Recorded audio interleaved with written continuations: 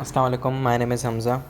और आज जो हम इनकम टैक्स के बारे में थोड़ा सा जो डिटेल में जाएंगे कैलकुलेशंस के साथ। और पिछली वीडियो में थोड़ा सा हमने सब टैक्सेस के बारे में थोड़ा सा इंट्रोडक्शन लिया था और वैट की थोड़ी सी कैलकुलेशन दिखाई थी। तो अभी इनकम टैक्स के बारे में थोड़ी सी जो हम कैलकुलेशन जो है वो देखेंगे। तो इनकम टैक्स के अंदर जो है हमने बात की थी कि इनकम टैक्स के अंदर जो 6 किस्म की जो इनकम आती हैं, ठीक है।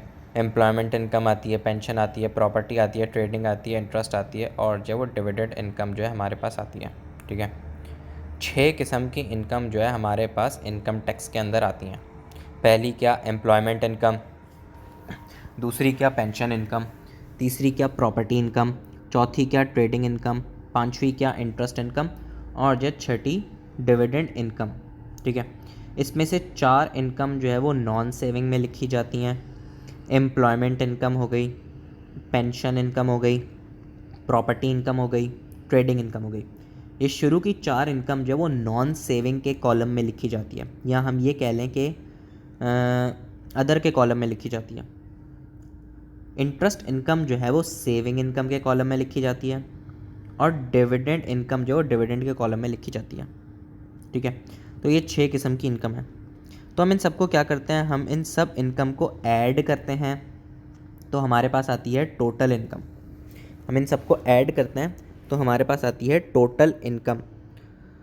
हम इसमें से माइनस करते हैं क्वालिफाइंग इंटरेस्ट, हम इसमें से माइनस करते हैं क्वालिफाइंग इंटरेस्ट तो हमारे पास आती है नेट इनकम। नेट इनकम में से माइनस करते हैं हम पर्सनल अलाउंस तो हमारे पास आती है टैक्सेबल इनकम, ठीक है। अब 3 कॉलम बनते हैं, एक बनता है नॉन सेविंग का, दूसरा बनता है सेविंग इनकम का, तीसरा बनता है डिविडेंड इनकम का, ठीक है। ये 6 किस्म की इनकम के लिए 3 कॉलम बनते हैं, ठीक है। हम इन तीनों कॉलम को ऐड करते हैं तो हमारे पास जो है वो टोटल इनकम आती है। उस टोटल इनकम में से हम माइनस करते हैं क्वालिफाइंग इंटरेस्ट। क्या माइनस करते हैं? Qualifying interest. क्वालिफाइंग इंटरेस्ट वो इंटरेस्ट होता है जो कि हमने पे किया हो। क्वालिफाइंग इंटरेस्ट क्या होता है? जो कि हमने पे किया हो, और वो इंटरेस्ट जो हमने पे किया है वो किसी क्वालिफाइंग लोन पर किया हो। क्वालिफाइंग लोन क्या होता है? कुछ 4 से 5 ऐसी एग्जांपल्स होती हैं। अगर उस पर्पस के लिए आप लोन लो और उस पर आप जो है बाद में इंटरेस्ट दो उस लोन पर, तो वो जो क्वालिफाइंग इंटरेस्ट कहलाता है। और टैक्स वाले बोलते हैं कि आप उस क्वालिफाइंग इंटरेस्ट को आप भले जो है उसको जो है वो इनकम टैक्स शीट में टोटल इनकम में से माइनस कर दें ताकि आपकी इनकम कम हो और आपको कम टैक्स पे करना हो। तो टोटल इनकम में से माइनस करते हैं हम क्वालिफाइंग इंटरेस्ट तो हमारे पास आती है नेट इनकम, ठीक है। नेट इनकम निकालना बहुत ज़रूरी होती है क्योंकि वो बहुत सारे फार्मूला में जो है वो यूज़ होती है, जो कि बाद में भी आगे आएगा। तो ज़्यादातर जो बच्चों को टोटल इनकम और नेट इनकम में फ़र्क ही नहीं पता होता। तो टोटल इनकम और नेट इनकम का जो डिफरेंस होता है वो क्वालिफाइंग इंटरेस्ट का होता है, ठीक है। तो हम माइनस करते हैं क्वालिफाइंग इंटरेस्ट तो हमारे पास आ जाती है नेट इनकम। उस नेट इनकम में से माइनस करते हैं पर्सनल अलाउंस तो हमारे पास आती है टैक्सेबल इनकम। पर्सनल अलाउंस जो होता है वो एक किस्म का रिलीफ होता है, एक किस्म की छूट होती है कि इस अमाउंट तक आपको कोई इनकम पे टैक्स नहीं देना पड़ेगा। एक इनकम की लिमिट तक आपको कोई टैक्स नहीं देना पड़ेगा। अगर उससे ज़्यादा इनकम है तो सिर्फ एक्सेस पर टैक्स देना पड़ेगा।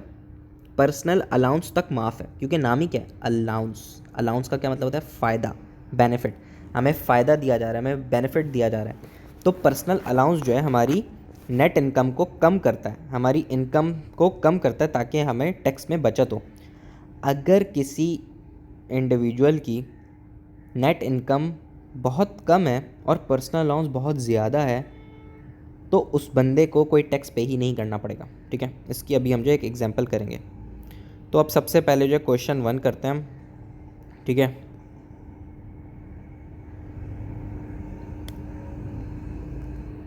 तो इस क्वेश्चन में जो है वो एम्प्लॉयमेंट इनकम कितनी है? 10,000। पेंशन इनकम कितनी है? 5,000। प्रॉपर्टी इनकम कितनी है? 13,000। ट्रेडिंग इनकम कितनी है? जो 12,000। अब जो हम सॉल्यूशन सॉल्व करेंगे हम इसको।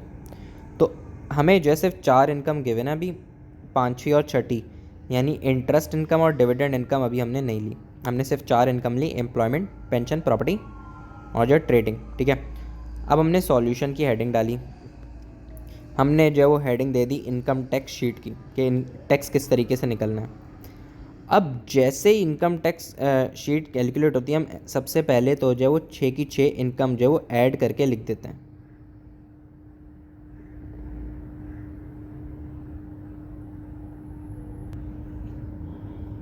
हम जो है 6 की 6 इनकम जो ऐड करके जो वो लिख देते हैं। ठीक है, तो 3 कॉलम होते हैं, एक होता है नॉन सेविंग का, दूसरा होता है सेविंग का, तीसरा होता है डिविडेंड का और जो चौथा होता है टोटल का। ठीक है, तो नॉन सेविंग के अंदर या अदर का नाम दे दें, कोई फ़र्क नहीं पड़ता। इस नॉन सेविंग के अंदर 4 इनकम आती हैं जो कि अभी चारों हमने क्वेश्चन में ली हैं, employment, pension, property, trading. Interest income जो है वो अकेली सेविंग इनकम में लिखी जाती है और डिविडेंड इनकम जो अकेले डिविडेंड इनकम में लिखी जाती है। ठीक है, तो हम जो एज इट इज़ जो 6 की 6 इनकम जो वो कॉपी पेस्ट कर लेते हैं क्वेश्चन में से। तो employment income, pension income, property income, trading income, interest income और जो है डिविडेंड इनकम। एम्प्लॉयमेंट इनकम हम जो है वो नॉन सेविंग में लिखते हैं तो हमने 10,000 लिख दी। पेंशन इनकम भी जो हम नॉन सेविंग में लिखते हैं तो हमने जो है वो एज इट इज़ जो है वो 5,000 जो कॉपी पेस्ट कर ली ऊपर क्वेश्चन में से। ठीक है, प्रॉपर्टी इनकम भी जो हम जो है नॉन सेविंग में लिखते हैं 13,000 हमने क्वेश्चन में से ऊपर से जो कॉपी कर ली। ठीक है, ट्रेडिंग इनकम जो है वो भी हम नॉन सेविंग में लिखते हैं, 12,000 हमने कॉपी कर ली ऊपर क्वेश्चन में से। ठीक है, इंटरेस्ट इनकम कुछ है नहीं, डिविडेंड इनकम कुछ है नहीं। तो अब जो है जो टोटल होता है वो रो वाइज भी होता है और कॉलम वाइज भी होता है। जो टोटल होता है वो रो वाइज भी होता है और जो कॉलम वाइज भी होता है। ठीक है, तो हम जो है ये सारे जो है ये टोटल कर देंगे इधर, तो हमारे पास जो टोटल जो है वो रो वाइज भी होता है, कॉलम वाइज भी होता है।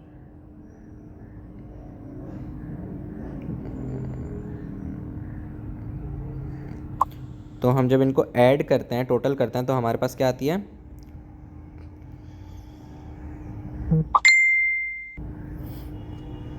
तो हमारे पास जो वो टोटल इनकम हमारे पास आ जाती है। तो हमारे पास टोटल इनकम कितनी आ गई, 40,000 की। कैसे आई भाई, 10,000 में ऐड किया 5,000, 15,000 हो गया, 15,000 में 13,000 ऐड किया तो 28,000 हो गया, 28,000 में 12,000 मज़ीद ऐड किया तो 40,000 हो गया। तो हमारे पास जो वो टोटल इनकम 40,000 की आ गई। सेविंग इनकम में जो टोटल इनकम 0 आई, डिविडेंड में 0 आई, तो रो वाइज टोटल कितना आ गया, 40,000। ठीक है, हम इसमें से माइनस करते हैं क्वालिफाइंग इंटरेस्ट जो कि जो है इस सवाल में है नहीं, तो हमारी जो है वो टोटल इनकम और जो है नेट इनकम सेम ही फिगर होगी। हमारी टोटल इनकम और टोटल इनकम और जो है नेट इनकम सेम फिगर होगी। क्यों, क्योंकि क्वालिफाइंग इंटरेस्ट इस क्वेश्चन में है ही नहीं। तो हमारे पास नेट इनकम भी वही आ गई। हम उसमें से क्या माइनस करेंगे, पर्सनल अलाउंस। पर्सनल अलाउंस की फ़िगर जो है वो 12,500 की होती है, जो कि हमने जो नॉन सेविंग में से माइनस करवा दी। पर्सनल अलाउंस की जो फ़िगर होती है 12,500 की, करंट ईयर की 12,500 है, फाइनेंस एक्ट 2019 की। तो हम सबसे पहले नॉन सेविंग में से माइनस करते हैं। अगर नॉन सेविंग की इनकम पूरी ख़त्म हो जाए फिर भी कुछ पर्सनल अलाउंस बच जाए तो हम सेविंग इनकम में से माइनस करते हैं। अगर सेविंग इनकम भी पूरी ख़त्म हो जाए फिर भी कुछ पर्सनल अलाउंस बच जाए तो वो हम जो है फिर डिविडेंड इनकम में से माइनस करते हैं। तो यहाँ पे जो है वो पर्सनल अलाउंस पूरा ख़त्म हो गया, पूरा पर्सनल अलाउंस ख़त्म हो गया। इनकम क्या ख़त्म हुई, पूरा पर्सनल अलाउंस ख़त्म हो गया, क्योंकि इनकम बहुत ज़्यादा थी, 40,000 थी, और पर्सनल अलाउंस बहुत कम था, सिर्फ 12,500 का था। अगर यहाँ पे टोटल इनकम 40,000 की जगह होती सिर्फ 10,000 तो पूरी इनकम ख़त्म हो जाती, पर्सनल अलाउंस फिर भी बच जाता तो वो वेस्ट हो जाता। ठीक है, तो हमने 12,500 रो वाइज से भी जो है माइनस कर दिया। तो हमारे पास जो टैक्सेबल इनकम आ गई। टैक्सेबल इनकम हमारे पास नॉन सेविंग के कॉलम की कितनी आई, 27,500, सेविंग की 0, डिविडेंड की 0। तो हमारे पास जो है रो वाइज टोटल कितना आ गया, 27,500। कितना आ गया, 27,500। अब जो टैक्सेबल इनकम का रो वाइज टोटल होता है, हम उसको बोलते हैं टोटल टैक्सेबल इनकम। हम इसको क्या बोलते हैं? टोटल टैक्सेबल इनकम, यानी टैक्सेबल इनकम्स का भी पूरा टोटल। ठीक है, ये जो टैक्सेबल इनकम का टोटल होता है, राइट साइड वाली फिगर, ठीक है, यानी नॉन सेविंग, सेविंग, डिविडेंड, तीनों की टैक्सेबल इनकम्स का टोटल, ये फिगर हमें यूज़ किस लिए होती है? ये फिगर यूज़ होती है टैक्स पेयर का स्टेटस मालूम करने में, कि क्या बंदा बेसिक रेट टैक्स पेयर है, क्या बंदा हाई रेट टैक्स पेयर है, या बंदा जो है वो एडिशनल रेट टैक्स पेयर है। ठीक है, तो ये फिगर जो है 27,500 की, ये जो है फिगर 37,500 से कम है। अभी हम ये आगे पढ़ेंगे बैंड्स क्या होते हैं। तो जो पहला बैंड होता है वो होता है 1 से लेके 37,500 तक का। तो ये पहले बैंड में पूरी इनकम फॉल कर रही है 27,500 की, तो ये बंदा जो है बेसिक रेट टैक्स पेयर कहलाएगा। तो इसलिए क्या लिखा है? Person is basic rate tax payer. क्यों? क्योंकि इसकी टोटल टैक्सेबल इनकम कितनी है? 37,500 से कम है। ठीक है, अब जो है वो टैक्स किस तरीके से लगेगा?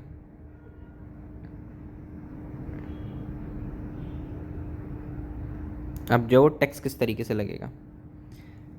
तो ये जो टैक्सेबल इनकम का टोटल है ये नॉन सेविंग का है, और जो है सेविंग इनकम की कोई टैक्सेबल इनकम है नहीं, डिविडेंड की कोई टैक्सेबल इनकम है नहीं, सिर्फ नॉन सेविंग की ही टैक्सेबल इनकम है, तो हम सिर्फ उसको ही टैक्स करेंगे।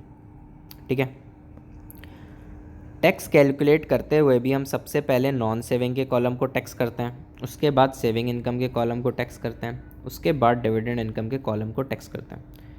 तो हमने जो वो नॉन सेविंग की हेडिंग दी, हमने जो है कहा कि भाई 27,500 की जो उसकी टैक्सेबल इनकम है नॉन सेविंग की, उस पर हमने जो वो 20% रेट लगा दिया, तो हमारे पास जो है 5,500 का जो है वो इनकम टैक्स लायबिलिटी हमारे पास जो है वो आ गई।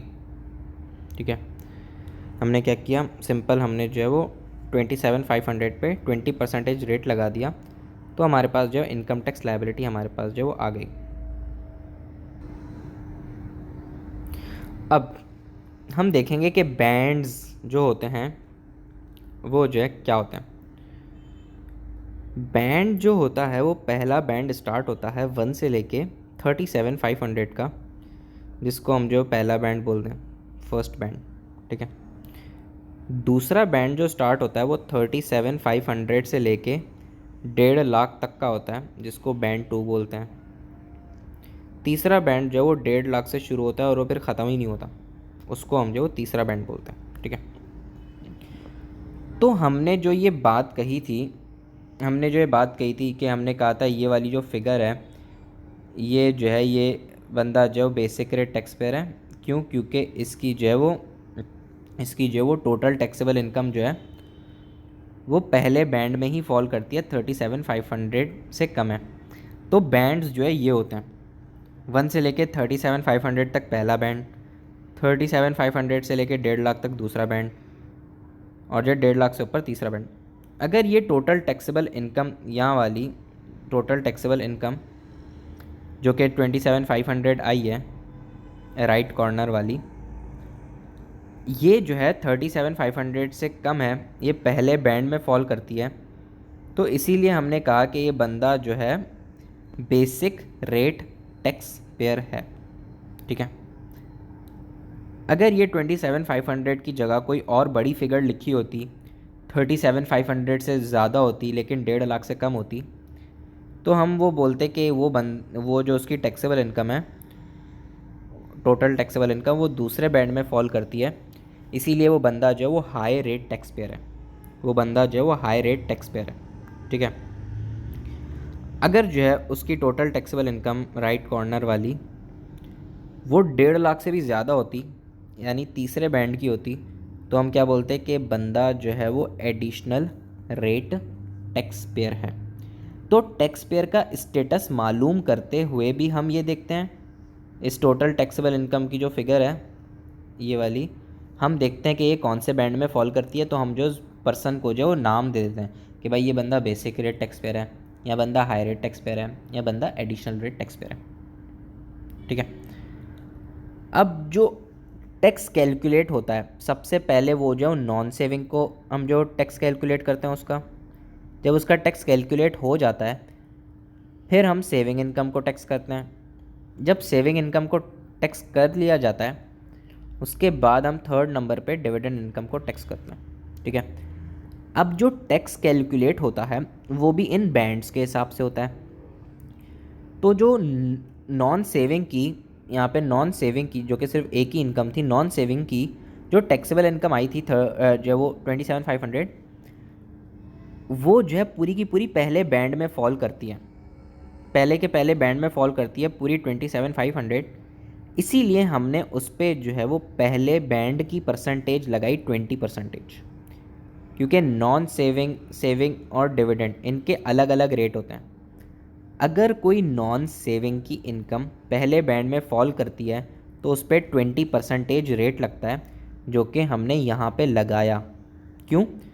क्योंकि उसकी जो है वो उसकी जो तमाम की तमाम टैक्सेबल इनकम है वो पहले बैंड में फॉल करती है, 37,500 से ज़्यादा है, तो इसलिए हमने पूरे पे जो है वो 20% रेट लगा दिया।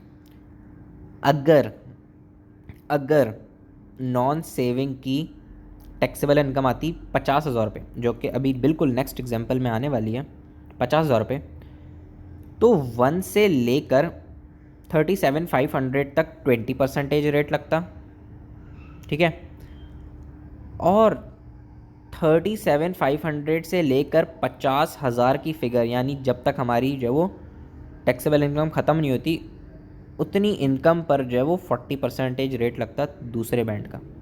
ठीक है, अगर हमारी जो है वो नॉन सेविंग की टैक्सेबल इनकम इतनी ज़्यादा है कि वो 1.5 लाख से भी क्रॉस हो गई है, तो 1.5 लाख से जितना भी ऊपर पे एक्सेस पे इनकम होगी उस पर जो है वो 45% जो है वो रेट लगेगा। तो नॉन सेविंग के रेट क्या हैं? 20%, 40%, 45%। ठीक है, अगर कोई सेविंग इनकम पहले बैंड में फॉल करती है तो उस पर भी 20% रेट लगेगा। ठीक है, और अगर वो जो है वो दूसरे बैंड में फॉल करती है, जो सेविंग इनकम की जो वो टैक्सेबल इनकम, तो उस पर भी जो 40% रेट लगेगा। और अगर तीसरे बैंड में फॉल करती है तो उस पर जो 45% रेट लगेगा। ठीक है, बिल्कुल, यानी ये दोनों तो आपस में सेम है, नॉन सेविंग और सेविंग इनकम के रेट जो आपस में सेम है। डिविडेंड इनकम के रेट जो थोड़े से डिफरेंट हैं, कि अगर डिविडेंड इनकम की टैक्सेबल इनकम जो है वो पहले बैंड में फॉल करती है तो उस पर जो है वो 7.5% रेट लगेगा। अगर दूसरे बैंड में फॉल करती है तो 32.5, और अगर तीसरे बैंड में फॉल करती है तो 38.1% जो है वो रेट जो है वो लगेगा। ठीक है, हम यहाँ पे एग्जांपल लेते हैं कि अगर जो है वो नॉन सेविंग की टैक्सेबल इनकम है 20,000 रुपये, तो क्या होगा? ये पूरी जो है वो पहले बैंड में ही आ रही है, फर्स्ट बैंड। तो क्या होगा? 1 से लेके 20,000 तक जो है वो 20% रेट लग जाएगा, तो हमारे पास जो है वो फिगर आ जाएगी। ठीक है, अब ये एग्जांपल ख़त्म। अब जो दूसरी एग्जांपल क्या है कि अगर जो है वो नॉन सेविंग की जो है वो टैक्सेबल इनकम आती है 45,000 की, तो क्या होगा कि अब ये जो है वो सेकेंड बैंड में फॉल करती है। तो क्या होगा कि 1 से लेकर पहले बैंड ख़त्म होने तक 37,500 तक पहले बैंड की परसेंटेज लगेगी नॉन सेविंग की 20%, और 37,500 से लेकर कहाँ तक?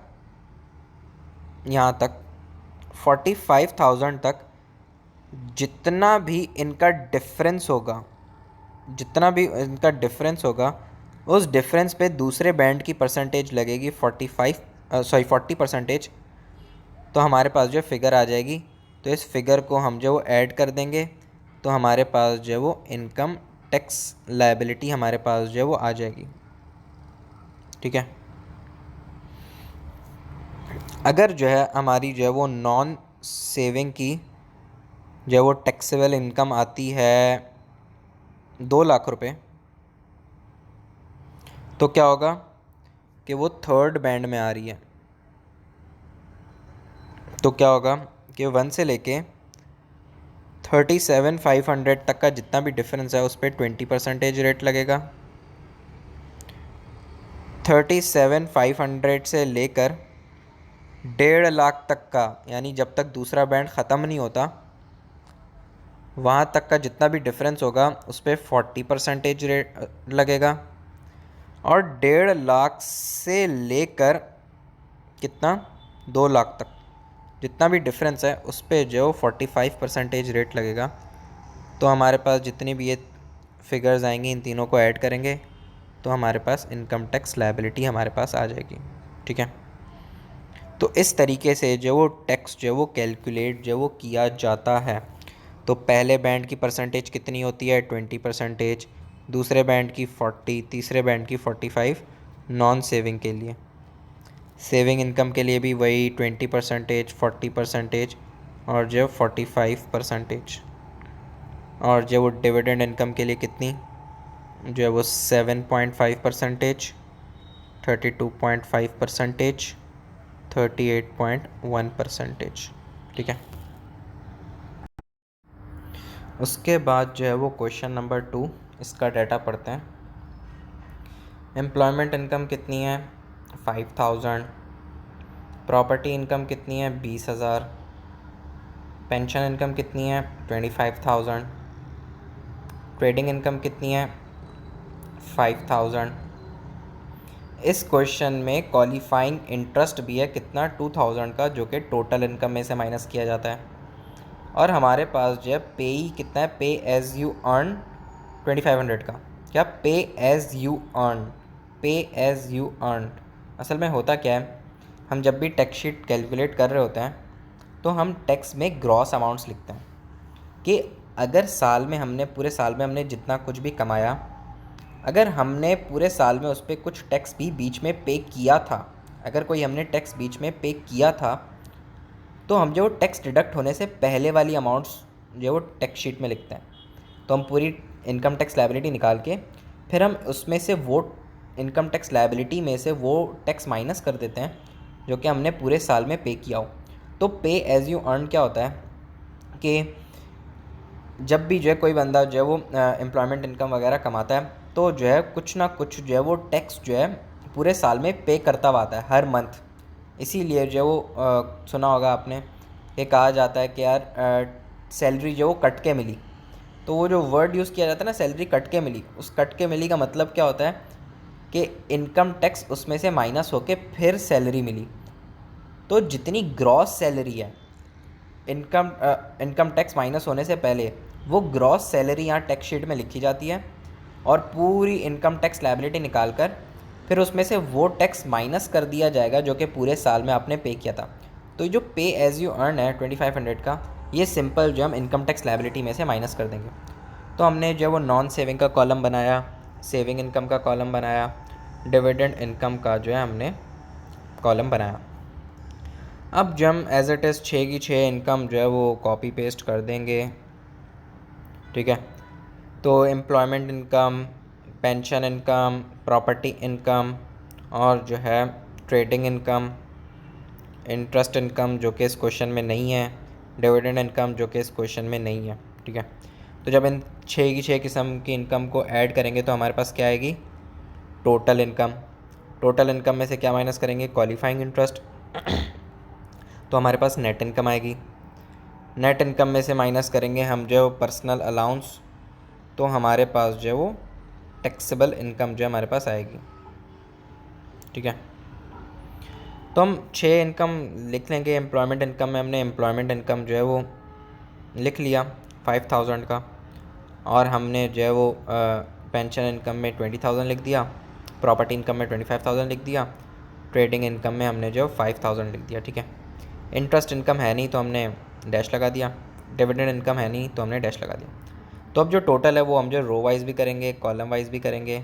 ठीक है, तो हमारे पास जो फिगर कितनी आ गई 55,000। तो 5,000 में जब 20,000 ऐड किया तो 25,000 फिगर बनी। 25,000 में जब 25,000 ही फिगर ऐड की तो 50,000 बनी, और 50,000 में हमने 5,000 ऐड किया तो हमारे पास 55,000 बनी। ठीक है, तो सेविंग इनकम की total income zero I, dividend income की ज़ीरो आई, और वैसे ही टोटल इनकम कितनी आ गई 55,000। ठीक है, इसमें से हमने माइनस किया क्वालिफाइंग इंटरेस्ट 2,000 का, जो कि क्वेश्चन में गिवन था। सबसे पहले किस में से माइनस किया जाता है क्वालिफाइंग इंटरेस्ट? नॉन सेविंग में से। अगर इन केस नॉन सेविंग पूरी ख़त्म हो जाती है फिर भी कुछ जो है वो क्वालिफाइंग इंटरेस्ट बच जाता है तो फिर सेविंग इनकम में से माइनस करें, और सेविंग इनकम भी पूरी ख़त्म हो जाती है फिर भी कुछ बच जाता है क्वालिफाइंग इंटरेस्ट तो डिविडेंड इनकम में से माइनस करें। तो हमारे पास जो है नेट इनकम कितनी आ गई 53,000 की। ठीक है,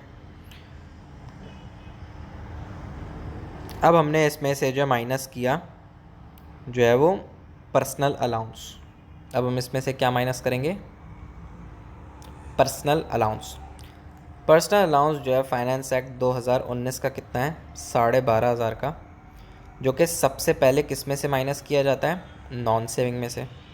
अगर नॉन सेविंग की जो है वो नेट इनकम पूरी ख़त्म हो जाए फिर भी कुछ पर्सनल अलाउंस बच जाए तो फिर हम सेविंग इनकम में से माइनस करते हैं।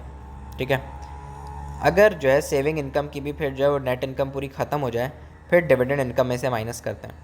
और अगर इन केस डिविडेंड इनकम भी पूरी ख़त्म हो जाए फिर भी पर्सनल अलाउंस कुछ बच जाए तो वो वेस्ट हो जाता है और फिर आपको करंट ईयर में कोई टैक्स ही नहीं देना पड़ेगा। क्यों? क्योंकि आपकी जो है वो non saving, saving, dividend income personal allowance की फ़िगर से कम है।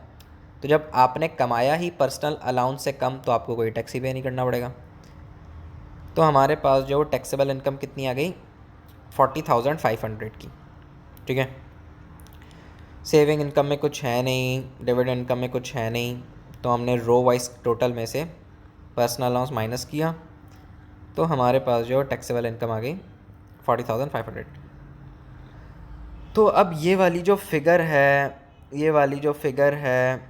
40,500 की, ये जो है हमें हेल्प किस चीज़ में करती है? टैक्स पेयर का स्टेटस मालूम करने में।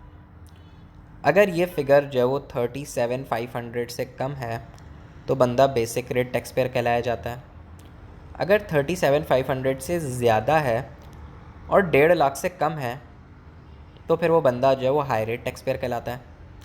अगर जो है वो 1.5 लाख से भी ज़्यादा आती है फिगर तो वो बंदा जो है वो एडिशनल रेट टैक्स पेयर कहलाता है। ठीक है, ये फिगर जो है वो 37,500 से ज़्यादा है लेकिन जो 1.5 लाख से कम है तो इसीलिए ये बंदा जो है वो हाई रेट टैक्स पेयर कहलाएगा। तो क्या लिखा हुआ है 37,500 से ज़्यादा है, 1.5 लाख से कम है तो ये बंदा हाई रेट टैक्स पेयर कहलाएगा। ठीक है, अब सबसे पहले जो है हम जो है वो नॉन सेविंग की टैक्सेबल इनकम को टैक्स करते हैं, उसके बाद सेविंग इनकम, उसके बाद डिविडेंड इनकम। तो हमने जो नॉन सेविंग की हेडिंग दी। अब हमने देखा कि जो नॉन सेविंग की टैक्सेबल इनकम है 40,500, ये पूरे पहले बैंड में नहीं आ रही, ये दूसरे बैंड में भी फॉल कर रही है। तो 1 से लेके 37,500 तक पहले बैंड की परसेंटेज लगेगी, 37,500 से लेके 40,500 तक जो है वो दूसरे बैंड की परसेंटेज लगेगी। तो इसलिए 1 से लेके 37,500 तक की इनकम पर, क्या 1 से लेके 37,500 की इनकम तक जो है इनकम पर जो है 20% रेट लगेगा पहले बैंड की परसेंटेज नॉन सेविंग की। तो हमारे पास फिगर कितनी आ गई 7,500 की। अब जो है 37,500 से लेकर कितनी टैक्सेबल इनकम तक 40,500। तो इन दोनों का जितना भी डिफरेंस है, कितना 3,000 का इन दोनों का डिफरेंस है, उस पर दूसरे बैंड की परसेंटेज लगेगी। क्यों? क्योंकि पहला बैंड जो वो ख़त्म हो गया।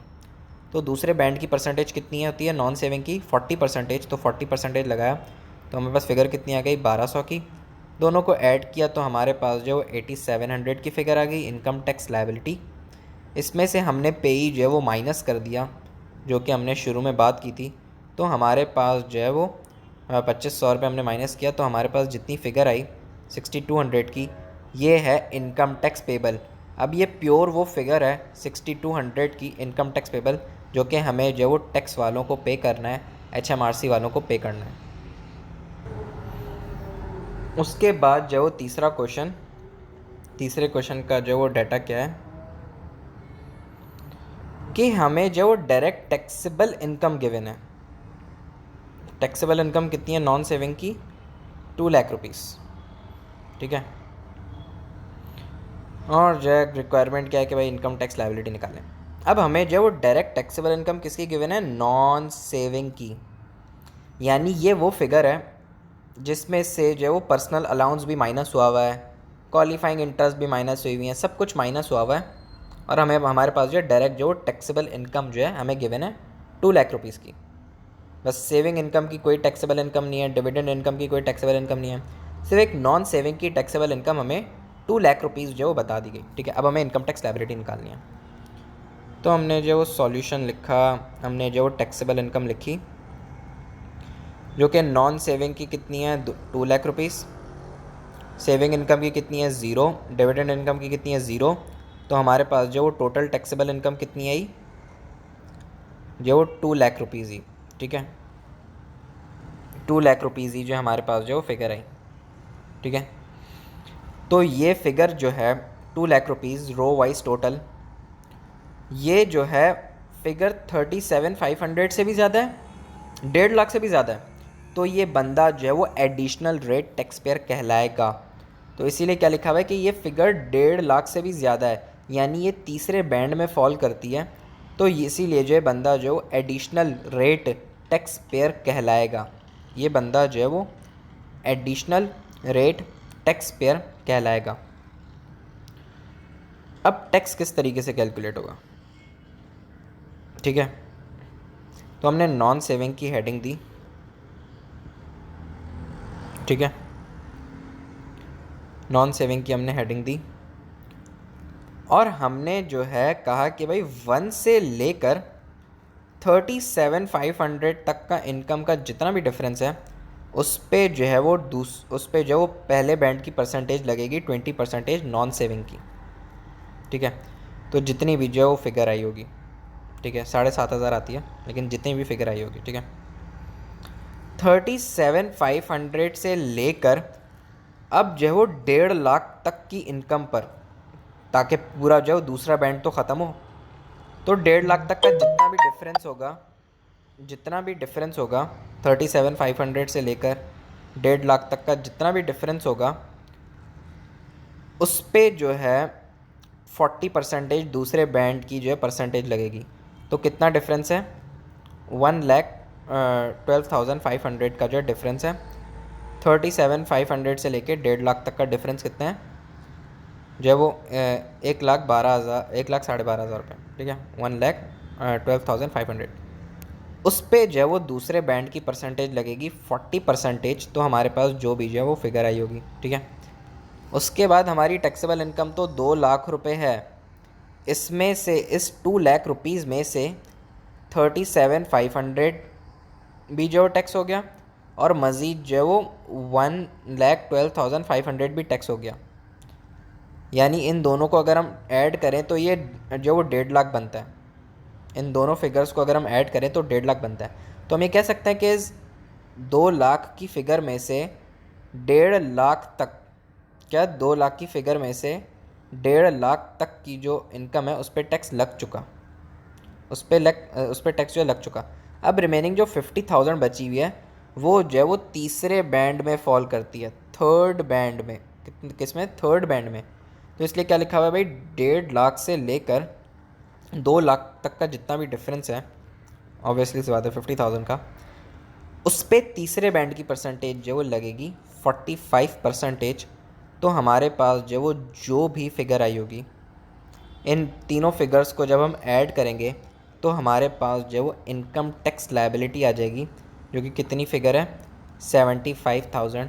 आप जो वो क्रॉस चेक भी जो वो कर सकते हैं, ठीक है, 75,000 की जो वो फिगर जो है वो आएगी इनकम टैक्स लायबिलिटी, ठीक है। इसका टोटल जो वो 75,000 जो है इनकम टैक्स लायबिलिटी हमारे पास आई। तो टैक्स जो है इस तरीके से लगता है बैंड्स के हिसाब से, कि पहला बैंड कहाँ तक होता है, जो है वो 1 से लेके 37,500 तक, दूसरा बैंड 37,500 से लेके 1.5 लाख तक, और तीसरा बैंड जो वो बस 1.5 लाख से शुरू हो जाता है, फिर वो ख़त्म नहीं होता, ठीक है। उसके बाद जो वो क्वेश्चन नंबर जो 4, उसमें क्या लिखा हुआ है कि नॉन सेविंग की टोटल इनकम गिवन है। कितनी? नॉन सेविंग की टोटल इनकम कितनी गिवन है? 1,12,500 टोटल इनकम। यानी कि इसमें से अभी तक क्वालिफाइंग इंटरेस्ट भी माइनस नहीं हुआ होगा, ठीक है।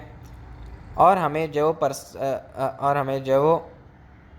पे कितना गिवन है, जो वो 2000 का, ठीक है। तो हम जो सॉल्व करेंगे, सॉल्यूशन करेंगे, तो अब ये टोटल इनकम लिखी है, तो हम टोटल इनकम में से माइनस करेंगे क्वालिफाइंग इंटरेस्ट, तो हमारे पास नेट इनकम आएगी। नेट इनकम में से माइनस करेंगे पर्सनल अलाउंस, तो हमारे पास टैक्सेबल इनकम आएगी।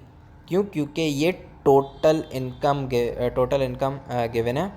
टोटल इनकम क्वेश्चन नंबर 3 में जो वो टैक्सेबल इनकम थी, तो उस टैक्सेबल इनकम में से पर्सनल अलाउंस माइनस हुआ था।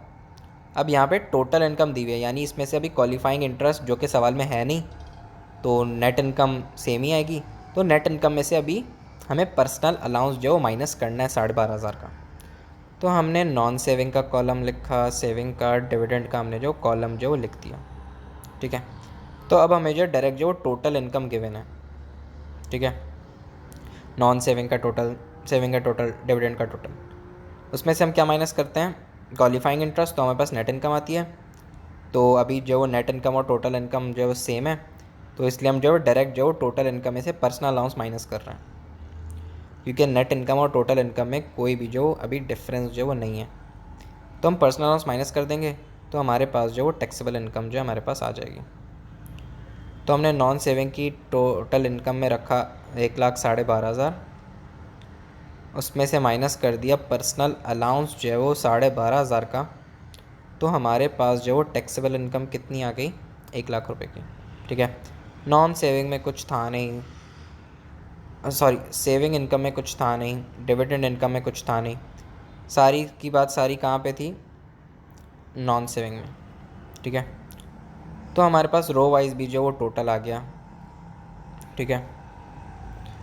अब ये जो 1,00,000 रुपये की फ़िगर आई है राइट साइड पे, ये हमें किस चीज़ में हेल्प करेगी? टैक्स पेयर का स्टेटस मालूम करने में।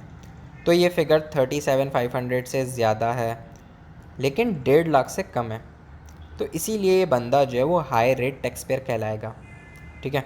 तो इसीलिए क्या लिखा हुआ है कि 37,500 से ज़्यादा है, 1,50,000 से कम है, तो बंदा जो है वो हाई रेट टैक्स पेयर कहलाएगा, ठीक है। तो हम जो नॉन सेविंग को टैक्स करेंगे, तो सिंपल पहले बैंड तक जो वो 20% रेट लगेगा, और दूसरे बैंड पे जो है वो 40% रेट लगेगा नॉन सेविंग का। तो 1 से लेकर 37,500 तक का जितना भी डिफरेंस है, उस पे जो है वो 20% रेट लग गया पहले बैंड की परसेंटेज। तो हमारे पास जो भी XYZ हमारे पास फिगर आई होगी, ठीक है। उसके बाद जो है वो 37,500 से लेकर 1,50,000 तक का जितना भी डिफरेंस होगा, उस पर जो है वो 40% लगेगा। तो 37,500 से लेकर 1,50,000 तक का, क्योंकि हमारी इनकम जो है टैक्सेबल इनकम है ही 1,00,000। अगर ये यहाँ पे फिगर जो है वो 1,50,000 से ज़्यादा लिखी होती, तो हम यहाँ पे 1,50,000 पे रुक जाते, ठीक है, क्योंकि हमारा पहला बैंड ख़त्म हो जाता, दूसरा बैंड भी ख़त्म हो जाता। लेकिन यहाँ पे हमारी जो टैक्सेबल इनकम है वो दूसरे बैंड में आके ख़त्म हो रही है, तो इसलिए बड़ी इलॉजिकल सी बात होगी कि हम जो है इन दोनों का डिफरेंस जो है वो 1,50,000 का डिफरेंस लें, यानी 37,500 से 1,50,000 तक जाएं। जब हमारी है ही टैक्सेबल इनकम जो है सिर्फ 1,00,000 रुपये, तो हम जो है 37,500 से 1,00,000 तक ही जाएंगे। अगर ये 2,00,000 होती, तो हम पहले 1,50,000 तक जाते, फिर तीसरे बैंड की परसेंटेज लगाते 1,50,000 से लेके 2,00,000 तक की फिगर। तो इसलिए 37,500 से लेके 1,00,000 तक की फ़िगर का जितना भी डिफरेंस है 62,500 का, उस पर जो है वो दूसरे बैंड की 40% लग गई। तो हमारे पास जो भी अमाउंट आई, उन दोनों को जब हमने ऐड किया, तो हमारे पास जो है इनकम टैक्स लायबिलिटी कितनी आ गई? 32,500। कितनी? 32,500। अब क्वेश्चन में हमें जो वो पेई भी गिवन था कितने का? 2,000 का, तो हम वो भी माइनस कर देंगे इनकम टैक्स लायबिलिटी में से। तो हमने माइनस कर दिया पेई 2,000 का, तो हमारे पास जो है वो इनकम टैक्स पेबल कितना आ गया? 30,500 का हमारे पास इनकम टैक्स पेबल आ गया।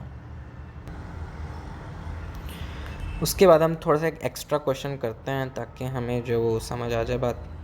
तो एक्स्ट्रा क्या है कि हम एज्यूम करते हैं कि नॉन सेविंग की जो टोटल इनकम है वो बहुत कम है, सिर्फ 2000 है, जो कैसा होता है, पॉसिबल है। सेविंग इनकम की जो टोटल इनकम है वो 4000 है, और डिविडेंड इनकम की जो टोटल इनकम है वो 3000 है। ठीक है, तो देखा जाए तो टोटल इनकम्स जो है नॉन सेविंग की वो 2000, 4000, 3000, यानी कितना, ये तो सिर्फ 9000 की फिगर बनती है। तो ये तो पूरा पर्सनल अलाउंस में ही ख़त्म हो जाएगा और इस गरीब को जो है कोई जो है वो इनकम टैक्स जो है पे ही नहीं करना पड़ेगा। तो इसलिए सॉल्व में क्या लिखा हुआ है, हमने 3 कॉलम बना दिए, नॉन सेविंग के, सेविंग के, डिविडेंड के। तो हमने टोटल इनकम जो है वो एज इट इज़ जो वो लिख दी, 2000, 4000 और जो है वो 3000। ठीक है, अब हम इसमें से क्या माइनस करते हैं, क्वालिफाइंग इंटरेस्ट, जो कि कुछ है ही नहीं, तो वही हमारी जो ये नेट इनकम है। अब हम इसमें से क्या माइनस किया, हमने पर्सनल अलाउंस, हमने पर्सनल अलाउंस माइनस किया। तो पर्सनल अलाउंस तो 12,500 का होता है, लेकिन नॉन सेविंग की टोटल इनकम या नेट इनकम है ही सिर्फ 2000 पे। तो सिर्फ 2000 पे ही यहाँ से माइनस किया और हमारी जो है वो पूरी जो है वो नॉन सेविंग की टोटल इनकम या नेट इनकम पूरी ख़त्म हो गई, ज़ीरो हो गई। अब हम सेकंड प्रियोरिटी पे पर्सनल अलाउंस को सेविंग इनकम में से माइनस करेंगे। तो हमने 4000 माइनस किया, जब पूरी जो है वो सेविंग इनकम भी ख़त्म हो गई। ठीक है, इलॉजिकल सी बात होगी कि 4000 की इनकम में से हम जो वो 4000 से ज़्यादा का पर्सनल अलाउंस माइनस कर रहे हैं, यहाँ उससे कम हो गया उतना ही होगा। तो इसलिए 4000 में से हमने 4000 का ही पर्सनल अलाउंस माइनस कर दिया। तो हमारी जो है वो नॉन सेविंग की ये जो 2000 की इनकम थी वो भी ज़ीरो हो गई, और जो सेविंग इनकम की जो वो 4000 की इनकम थी वो भी ज़ीरो हो गई। पर्सनल अलाउंस ने उसको ख़त्म कर दिया। अभी भी पर्सनल अलाउंस बहुत ज़्यादा बचा हुआ है, जो कि हमने जो वो डिविडेंड इनकम में से जो वो 3000 का माइनस किया, तो हमारे पास जो है डिविडेंड इनकम की भी जो वो टोटल या नेट इनकम जो वो ज़ीरो हो गई। तो यानी इस बंदे को कोई टैक्स पे ही नहीं करना पड़ेगा। क्यों? क्योंकि उसकी टोटल इनकम आ कितनी रही थी, 9000, यानी इस 2000, 4000 और 3000 का टोटल कितना, 9000। उसकी टोटल इनकम या नेट इनकम थी ही 9000, और पर्सनल अलाउंस कितना होता है, 12,500 रुपये का।